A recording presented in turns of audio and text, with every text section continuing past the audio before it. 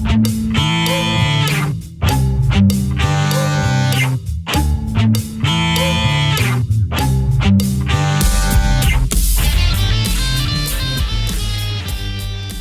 everybody, Mike McWims, Upstairs to the Right Music. If you recall, a few months ago I purchased my first Harley Benton, the TE80, which is their MadCat reissue, and I made some changes to it. I took it down to Fern to have him change the tuners and do a general setup on it, fretwork, and I thought I would take the opportunity when I went down there to pick it up to discuss with him what his thoughts were on Harley Bentons in general. Now, as you know, there's a lot of disparaging things said about Harley Bentons in terms of their quality among the, shall I say, more snobbier of us out there in the audience. So this is really meant for everybody who has an on-the-fence opinion about them in order to be able to ascertain whether or not these truly are good enough instruments to gig and to record with. So let's take a look at the interview. Let's ask Fern a couple of questions, and I hope you guys enjoy it. Hey, Fern. Hello, Mike. How are you doing? I'm doing fine, sir. So what do we got today? So we have the MadCat done. Yes, there it is. So guys, if you don't remember, before the neck was unfinished, the headstock logo was completely different. And I think that's about all we did to this, yeah. Tuners. Oh, we changed the tuners as well, that's right. So we put these Fender tuners on it. Actually, that's a great job. And so not a lot of work to this guitar. Primarily, Fern, what is your opinion of Harley Benton guitars? And we'll use this one as a current example of that, and your opinions in terms of the build quality. Yes, very well. I think they're really good, basically. I get a few electrics here, and they're all actually good. Maybe the cheapest thing on the guitar is the pickups. They're not all nice, right? But then you got a good body, you got a decent neck, decent fretwork. So if you change the pickups, you're done. You're good to go, and you know pickups are subjective, so you know, yeah. There's not much to beat them.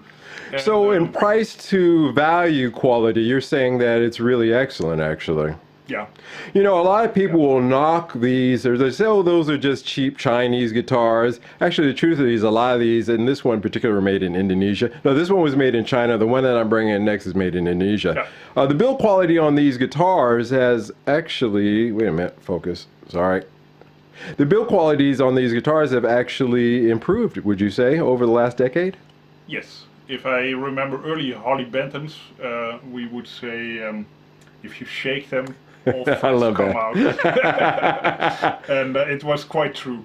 And there's nothing left of that anymore. Luckily. Right. So most are built well. You get an Indonesian one. Yeah. That I will see, because I only remember Chinese ones, and they're pretty good now. If I see Indonesian ones, maybe there are some things in the fretwork, sharp frets or whatever.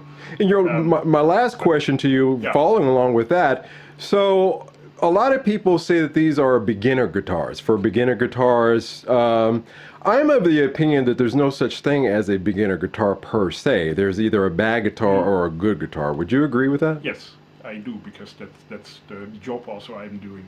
So you try to take the best out of every guitar. And it's very personal. What's a beginner guitar? It's a cheaper guitar, but that's it. And if the guitar fits and you can record and you can express, then it no longer is a beginner guitar. You can't. It's something else entirely. And with something like this, it's basically a maple body, maple neck. The construction on these tele-style guitars has not changed in over 5 decades. No. But you can still mess it up, yeah. Yeah, of course. Well, you see, if you take your camera close, you focus on this line, for example. Here's the cheapness in it. you see this edge, this binding, Right, and you right. see the grain a little bit running out. Bleeding into it, yes. Yeah, and those and there's something in the lacquer. And of course, if you take a close look, you will find maybe some details but I mean, then you're talking about a few €100 guitar, and everything is working, and you can quite rely on it. And not a lot of people in the audience are going to be standing there with binoculars checking out the details of your binding, yeah? I hope not. It's the wrong kind of party. All right, that's very interesting, because a lot of the focus on our channel is explaining to people that you don't have to buy that $2,000 custom shop fender.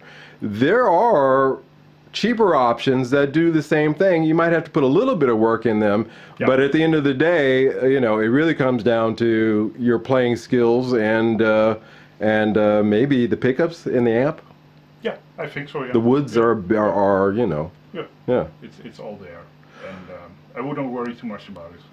All right, folks, we want to thank Fern for taking a few minutes to talk to us about this guitar. Fern, for the audience, what did you think of my woodwork? As you guys, I sanded, I reformed this. I don't think you guys remember, but this was a very sharp headstock.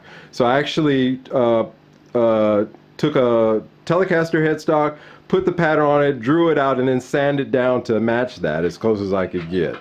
So what do you think of my sanding and also, guys, I did the staining as well. This is my first staining, and guys, I was hoping to match that. As you can see, I wasn't even dark enough. Maybe right here I got pretty close, but yeah.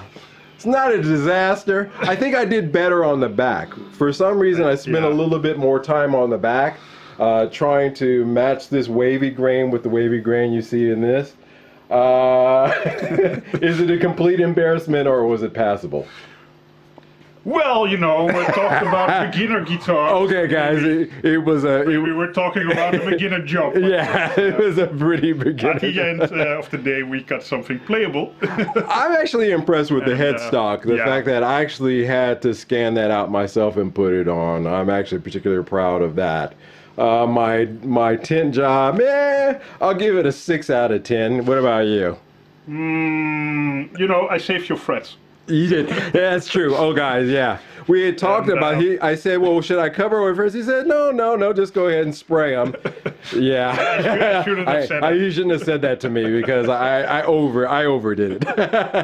All right, Fern. Again. Thanks, Fern. I appreciate it. You're welcome. Hey, guys,